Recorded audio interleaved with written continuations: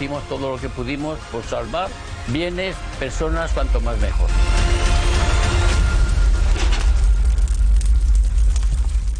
Esta noche podrán ver Sin Salida y ahora tenemos un adelanto con Alba Jimeno, redactora de este documental. Bienvenida, Lola Ester, entonces periodista, becaria, podemos decir, de Aragón Express. Sí, era el último mono de la redacción. Bueno, pero que también conoció muy de cerca lo ocurrido en esta tragedia del 11 de diciembre de hace ya 50 años. Se ha elegido esta fecha para estrenar este documental. Y Alba, lo primero que nos llama la atención es vaya trabajo de investigación habéis realizado para recuperar testimonios inéditos como los que vamos a conocer esta noche, entre ellos los de supervivientes. Sí, jugábamos un poco contrarreloj, porque esto, como decía, se cumple en 50 años, con lo cual había que encontrar quién estaba todavía trabajando entonces y que nos lo pueda contar. Es decir, médicos que fueron a intervenir, periodistas, bomberos que tienen 80 y pico años los que nos lo han podido contar y supervivientes que quisieran hablar, porque también nos hemos encontrado con personas, Miriam, que no querían revivir lo que pasó. No querían recordar, no querían ponerse delante de una cámara a contarlo, porque la verdad que la tragedia es la que es, fallecieron 23 personas y ha sido muy complicado. Entonces, bueno, gracias a los testimonios de los que nos han dicho que sí, lo hemos podido hacer y, bueno, pues esperemos que les guste a los espectadores. Bueno, pues si te parece vamos a escuchar algunos de estos testimonios, algunos de los supervivientes que han participado en Sin Salida, en este documental. Empiezas a hacer la rutina de tapizar lo que habías dejado y de repente pues empieza la gente a chillar, la gente no, los compañeros. Empiezan a chillar y ya te levantas, empiezas a ver, aquello era un manicomio. Dio la casualidad de que no me encontré, por ejemplo, con los que no habían ido a trabajar como yo, porque estaba yo solo allí aparte, no estaban los otros. Y entonces te encuentras un poco como cohibido, no sabes si corresponde que estés allí. Son muy valiosos los testimonios de estos dos supervivientes y la verdad es que merece la pena contar la historia de este segundo superviviente, Alba, porque fue todo casi fruto de la casualidad. Sí, yo siempre pienso que este documental estaba destinado a que fuera a salir bien porque nos sonrió un poco la suerte también para el que la busca, pero el 4 de septiembre empezamos con este proyecto ya en serio y el 5 nos reunimos en una cafetería de Zaragoza, varios bomberos y el guionista del documental y yo.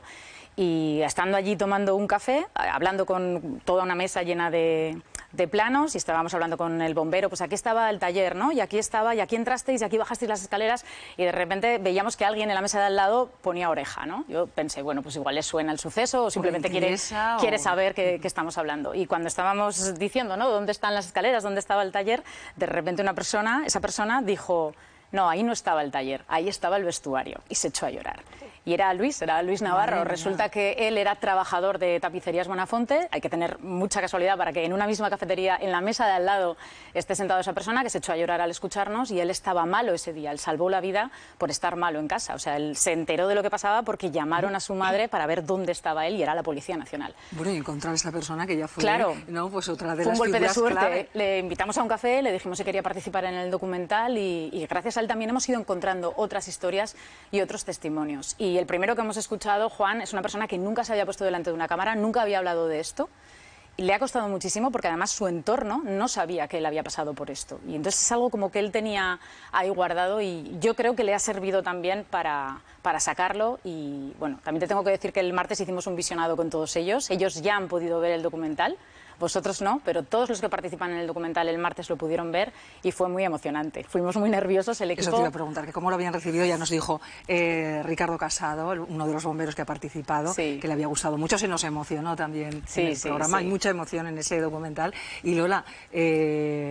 la verdad es que viendo el documental, que yo sí lo he visto, se ve que a ti también te marcó de alguna manera y te hizo preguntarte por qué una tragedia de este calibre, un incendio en el que mueren 23 personas, habiendo otros incendios de los que se ha hecho eco los medios de comunicación, incluso a nivel nacional, ¿por qué pasó tan inadvertido? Vamos a ver, es que en aquella época los medios de comunicación informábamos de qué ha pasado, dónde, cómo y cuándo, pero no por qué. Los porqués venían marcados en una nota oficial. Y esa nota oficial iba a misa. Estamos hablando de 1973. 73, sí. Al día siguiente del suceso, Eléctricas Reunidas retira un transformador. En teoría podría ser ese transformador, pero dijo, no, era de otra empresa. Es decir, los porqués no existían, entonces los porqués los teníamos que buscar.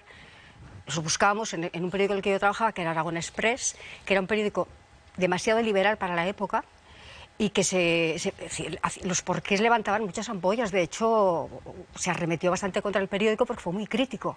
Se decía, es que los bomberos arriesgaron su vida, pero de manera literal, arriesgaron su vida porque llevaban unos medios precarios, iban con pico y pala y con unos trajes que no eran ni fugos ni nada parecido, y entraban y salían. Yo lo que más me ha impactado del sin mascarilla y sin oxígeno, sin nada. Es decir, lo que más me ha impactado del documental es que el llanto de los bomberos, cómo lloran, o sea, 50 años después lloran. Y además un llanto de no poder hacer más de lo que se estaba haciendo. Hay que tener en cuenta que se tardaron 6 horas en reventar aquella persiana, y la cuestión era porque no tenían cortafríos, porque no tenían sopletes, que era algo que ya estaba inventado, vamos, que se podía haber hecho de otra manera, pero es que no tenían medios, hicieron más de lo que se podía hacer. Bueno, y eso marcó también un antes y un después. Por supuesto. A partir de ahí, porque también las 23 personas que fallecieron en ese incendio quizás se podía haber evitado, ¿no?, con otras condiciones laborales, aunque luego no se haya hecho justicia. Fíjate, yo no sé si podía... En ese momento, en Zaragoza había 200.000 metros cuadrados de pequeñas y medianas empresas en bajeras de las casas de vecinos. Los pequeños empresarios llevaban tiempo reclamando que se les facilitara suelo barato para instalar y trasladarse a los polígonos, a un polígono, ¿no? Y no había manera. Yo recuerdo 2 días después, el día siguiente del pavoroso incendio, que el presidente de la pequeña y mediana empresa de entonces denunciaba que había 50.000 trabajadores trabajando en estas condiciones, en auténticas ratoneras, que llevaban tiempo reclamando suelos, y preguntamos, ¿y por qué no se os da suelo? Dice, porque se acabaría con el gran negocio de los especuladores de siempre, porque si ahora sacamos todas estas pequeñas empresas de las bajeras de las casas, se quedan 200.000 metros cuadrados. Él dijo, tiene la extensión del Principado de Mónaco todo esto. Entonces acaba con un negocio fantástico de los especuladores de siempre. Hay que decir que Lola Ester fue testigo de ese homenaje que se realizó a los fallecidos en la Plaza del Pilar, con presencia del ministro de Trabajo, o sea que en ese momento sí que se le dio bombo. De hecho, se pueden ver algunas imágenes inéditas, enseguida hablamos con Alba, en este documental. Las autoridades estuvieron todas, eso es verdad, ilustrísimas, excelentísimas, todas. Pero el funeral aquel que marcó, vamos, y es que ahora cuando veo los funerales que se aplaude me irrita mucho, ¿no? Porque aquel funeral no se oía un alma, era un silencio sepulcral, se sentía el dolor, nada más.